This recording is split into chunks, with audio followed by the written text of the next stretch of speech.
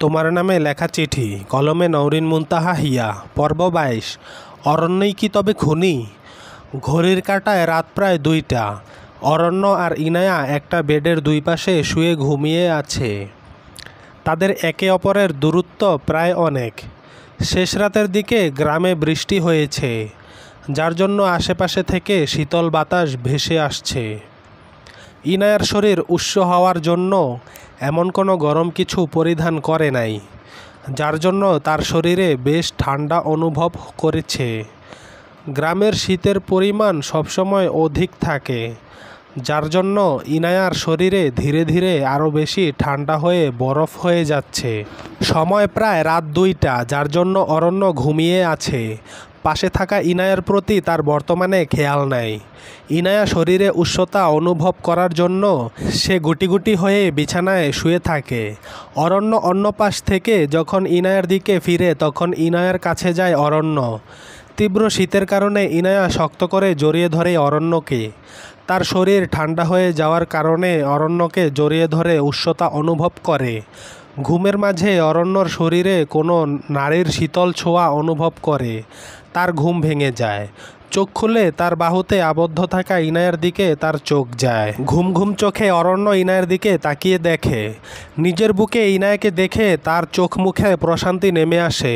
ঘুমন্ত অবস্থায় ইনায়াকে অসম্ভব সুন্দরী লাগছে। যদি ওর রূপের বর্ণনা করতে যায় অরণ্য, তাহলে হয়তো এক উপন্যাস লেখা যাবে। অরণ্য ইনায়াকে নিজের বাহুর মধ্যে আষ্টে পৃষ্ঠে জড়িয়ে নেয়।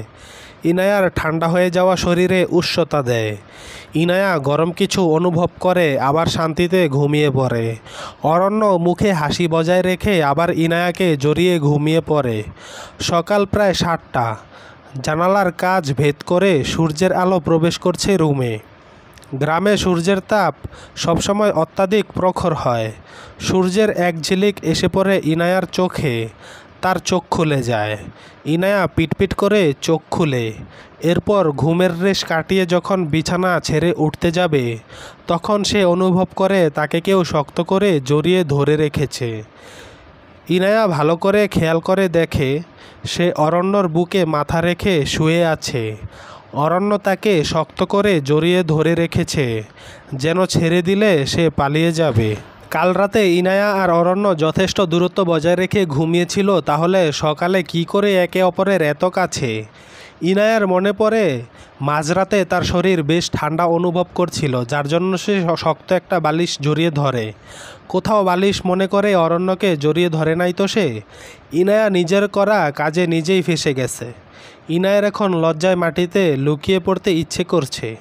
তবে অরণ্য যেহেতু ঘুমিয়ে আছে, তার মানে কালকে রাত্রের ঘটনা সে কিছুই জানে না। ইনায়া তাড়াতাড়ি করে অরণ্যর থেকে নিজেকে ছাড়িয়ে নেয়।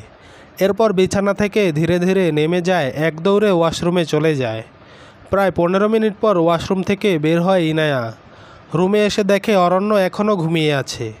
ইনায়া অরণ্যকে ডাক বা বিরক্ত না করে আয়নার সামনে চলে যায়। আয়নার সামনে দাঁড়িয়ে হেয়ার ড্রায়ার দিয়ে চুল শুকাতে থাকে। ইনায়ার ভিজা চুলের পানি এসে পড়ে অরণ্যর মুখে। ঘুমের মধ্যে হঠাৎ করে চোখে পানি এসে পড়ার কারণে তার ঘুম ভেঙে যায়। বিরক্তি নিয়ে ভ্রু কুঁচকে সামনে তাকিয়ে যা দেখে তা দেখে সে অবাক। সদ্য গোসল শেষ করে আসা ইনায়ার চুল বেয়ে পানি গড়িয়ে পড়ছে। তার পরনে লাল শাড়ি, হাতে থাকা লাল রঙের চুড়ি আর চুল বেয়ে সারা শরীরে পানি পড়া। সব মিলে ইনায়াকে অনেক সুন্দর লাগছে। অরণ্যর বিরক্ত হয়ে যাওয়া মুড সঙ্গে সঙ্গে মুগ্ধতায় ভরে যায়। অরণ্য নিজের হাত মাথায় পিছু রাখে, এরপর একদৃষ্টিতে ইনায়ার দিকে তাকিয়ে থাকে। ইনায়াকে এই অবস্থায় ঠিক কতটা মোহনীয় লাগছে তা হয়তো সে নিজেও জানে না।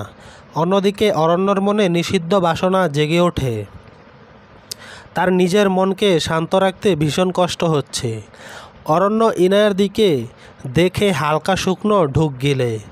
তার এখন নিজের মনের চাওয়ার কথা ভেবে ইচ্ছা করছে ইনায়াকে ছুঁয়ে দিতে, তাকে গভীর থেকে গভীরভাবে ভালোবাসতে, কিন্তু সে তা পারবে না। ইনায়ার অনিচ্ছায় সে তাকে ছুঁয়ে দিতে পারবে না। নিজের চাহিদার জন্য কাপুরুষের মতো বউয়ের উপর জোর খাটাতে পারবে না। অরণ্য এত নিচু মন মানসিকতার কাজ করতে পারবে না। অরণ্য নিজের মন আর বিবেকের যুদ্ধে তার বিবেক জয় লাভ করে। সে ইনায়ার উপর থেকে নিজের চোখ সরিয়ে নেয়। অরণ্যর চোখ সরিয়ে নেওয়ার আগেই ইনায়ার চোখ যায় বিছানায় শুয়ে থাকা অরণ্যর দিকে। কালকে রাতে ঘটনার জন্য অরণ্যর দিকে তাকিয়ে থাকতে ইনায়ার ভীষণ লজ্জা করছে। তবুও ইনায়া আয়নার সামনে দাঁড়িয়ে বলে, অরণ্য, আপনি ঘুম থেকে উঠে পড়েছেন? যান, ফ্রেশ হয়ে আসুন, আমি আপনার জন্য কফি নিয়ে আসি নিচ থেকে। ইনায়ার কণ্ঠে অরণ্যর হুঁশ ফিরে আসে। এতক্ষণ ইনায়ার দিকে কেমন দৃষ্টিতে তাকিয়েছিল তা ভেবে তার নিজের উপর রাগ হচ্ছে। ইনায়া যখন তার সামনে আসে তখন অরণ্যর সব কিছু এলোমেলো হয়ে যায়। মনের মধ্যে থাকা সুপ্ত অনুভূতি তার বারবার তাকে ইনায়ার প্রতি আকৃষ্ট করে। পুরুষ মানুষের নিজেকে নিয়ন্ত্রণ করা ঠিক কতটা কঠিন তা হয়তো অরণ্য উপলব্ধি করতে পারে। তবে যতই কষ্ট হোক না কেন, ইনায়া যতদিন না অরণ্যকে ভালোবাসবে ততদিন অরণ্য তার সীমা অতিক্রম করবে না। ইনায়া কথার উত্তর না পেয়ে আবার জিজ্ঞেস করে, অরণ্য, কথার উত্তর দেন না কেন? কোনো ভাবনার জগতে হারিয়ে গেলেন আপনি? যান, ফ্রেশ হয়ে আসুন। ইনায়া আয়নার সামনে থেকে সরে অরণ্যর কাছে যায়। বিছানার কাছে ঝুঁকে অরণ্য কী ভাবছে তা বোঝার চেষ্টা করে। হঠাৎ করে অরণ্য তার হাত ধরে এক টান দিয়ে নিজের উপর ফেলে দেয়। ইনায়া এসে পড়ে অরণ্যর বুকে। ইনায়া অরণ্যর এমন কাজে হঠাৎ করে থতমত খেয়ে যায়। সে উঠতে যাবে এমন সময় অরণ্য তার হাত ধরে ফেলে। অরণ্য ইনায়ার দিকে তাকিয়ে মুগ্ধ নয়নে বলে, এই সুন্দরী, আমাকে পাগল করার জন্য কি এমন মোহনীয় রূপ নিয়ে আমার আসবে আসো? এত পাষাণ হওয়া কিন্তু ঠিক না। নিজের বরকে এমন অসহ্য জ্বালিয়ে কী শান্তি পাও? ইনায়া অরণ্যর কথায় মানে বুঝতে পারে না। তবে অরণ্যর এত কাছে এসেছে বলে তার কেমন জানি লজ্জা লাগছে। ইনায়ার গাল রক্ত জবার মতো লাল হয়ে গেছে। অরণ্যর এমন ঘোর লাগা দৃষ্টি সব মিলিয়ে ইনায়া লজ্জায় লাল হয়ে গেছে। তবে ইনায়া সব লজ্জা আর ভালো লাগা দূরে সরিয়ে অরণ্যের কাছ থেকে সাড়া পাওয়া চেষ্টা করতে থাকে। অরণ্য আরও শক্ত করে ইনায়াকে নিজের বুকের সাথে মিশিয়ে নেয়। ইনায়া শান্ত গলায় বলে, অরণ্য, কি করছেন আপনি? ছাড়ুন। যে বুকে শুয়ে কাল সারা রাত পার করে দিলেন, আজ সেখান থেকে ছাড়া পাওয়ার এত তাড়া কেন আপনার? অরণ্যর মুখে কাল রাতের কথা শুনে ইনায়া টনক নড়ে। তার মানে অরণ্য রাতে জড়িয়ে ধরার কথা সব জানে। ইনায়াকে আরও অধিক লজ্জা ঘিরে ধরে। ইনায়া মৃদুস্বরে বলে, কালকে রাতের ঘটনার জন্য সরি। না মানে অতিরিক্ত শীতের কারণে বাধ্য হয়ে আপনাকে জড়িয়ে ধরেছি। এই ভুল হবে না আর কখনো। সরি বলার দরকার নাই। স্বামী হয় আপনার, জড়িয়ে ধরার অধিকার রয়েছে আপনার। আর আমি চাই আপনি এই ভুল সারা জীবন করে যান। প্রতি রাতে আপনাকে জড়িয়ে ধরে ঘুমাতে চাই আমি।